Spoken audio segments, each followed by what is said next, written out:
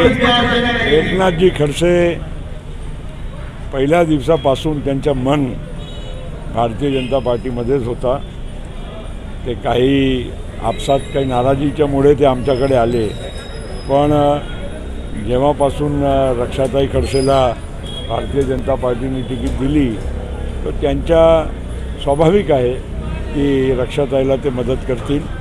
आणि इकडे या बाजूला पवारसाहेबांच्याकडे राहून काही त्यांना काही पुढच्या म्हणजे ते ठीक आहे ते आमदार झाले, MLC झाले, पण पुढच्या काही त्यांना काही राजकारणात काही भवितव्य नव्हतं। रोहिणी खडसे यांना पण ऑफर होती असं म्हणतात। आता असं आहे की आता कोण काय बोलते। आता एकदा खडसे साहेब इकडे आले आणि रोहिणी ताई तिकडे राहिले, हे सगळं म्हणजे आता आपसातच खेळीमेळी चाललेली आहे।